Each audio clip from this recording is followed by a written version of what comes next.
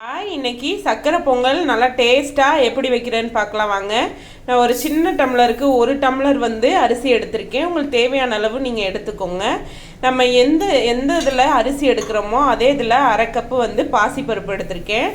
அதையும் சேர்த்து ஒரு அரை மணி நேரம் இல்லைன்னா 1 மணி நேரமாவது நல்லா ஊற வைக்கணுங்க. நல்லா ஊற வச்சுக்கலாம். நல்லா கழிஞ்சு ஊற வச்சிடலாம். பாருங்கள், நல்லா வாஷ் பண்ணியாச்சு. இப்போ ஒரு 1/2 hour ஆகுது. இது நல்லா ஊறட்டும். ஏன் நம்ம எடுத்து வச்சுருக்க பருப்பு அரிசியும் நல்லா ஊறிடுச்சு. இப்போ நம்ம குக்கரில் வச்சு ஒரு 4 இல்லைன்னா 5 விசில் வச்சு எடுத்துக்கலாம். குக்கரில் அதை சேர்த்து நம்ம 1 கப்பு அரிசியும் 1 டம்ளர் அரிசியும் அரை டம்ளர் ஒரு 3/4 டம்ளர் அரிசி பருப்பு போட்டிருக்கோம். 1 டம்ளர் அரிசிக்கு 2 டம்ளர் தண்ணி ஊற்றிக்கலாம். இப்போ நம்ம பருப்பு சேர்த்தனால இப்போ 1.5 கிளாஸ் வருது. நமக்கு 1.5 கிளாஸுக்கு 3 டம்ளரு தண்ணி ஊற்றிக்கலாம்.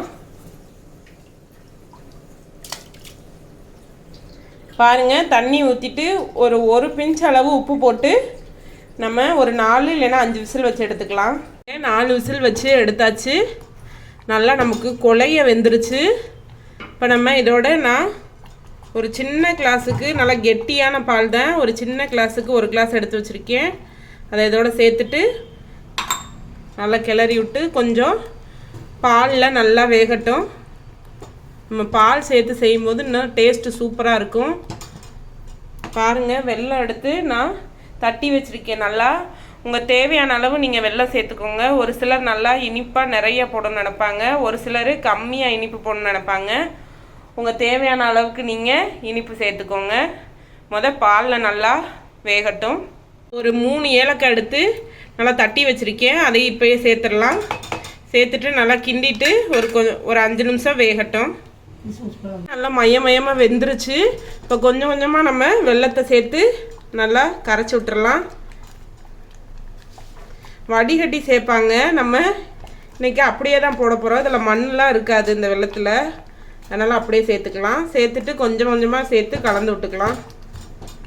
போட்ட வெல்லம் எல்லாம் நல்லா கலந்து வரட்டும். அதுக்குள்ளேயும் நம்ம முந்திரி பருப்பு கிஸ்மிஸை நல்லா வறுத்துட்டு வந்துடலாம். கொஞ்சம் இஞ்சி வரட்டும். ஒரு கடாய் வச்சு அதில் ஒரு 2 ஸ்பூன் அளவாவது எண்ணெய் ஊற்றிக்கிற போகிறோம். பெரிய ஸ்பூன் அளவுக்கு. அதான் நல்லா டேஸ்ட்டாக இருக்கும். நெய் நல்லா காயட்டும்.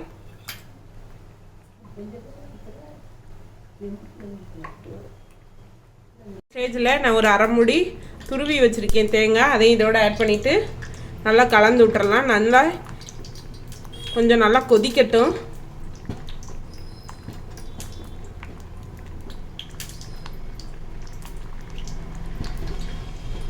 பாருங்கள், நெய் நல்லா உருகிடுச்சு. இப்போ நான் ஒரு 15 முந்திரி இருக்கும் சேர்த்துக்கிறேன். நல்லா பொரியட்டும். அதோட ஒரு 20 கிஸ்மிஸ் பழம். கிஸ்மிஸ் பழம் நல்லா நமக்கு உப்பி வரணும். அந்த அளவுக்கு நல்லா பொரிச்சு எடுத்துக்கலாம். பாருங்கள், நல்லா நமக்கு பொரிஞ்சிருச்சு. இப்போ இது இருக்கட்டும் தனியாக. அதை சேர்த்துடலாம். முந்திரி பருப்பு எல்லாத்தையும் சேர்த்துடலாம்.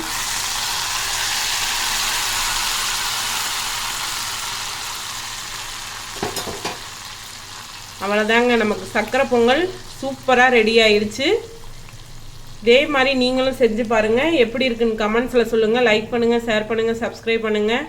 பாய். நெக்ஸ்ட் வீடியோவில் பார்க்கலாம்.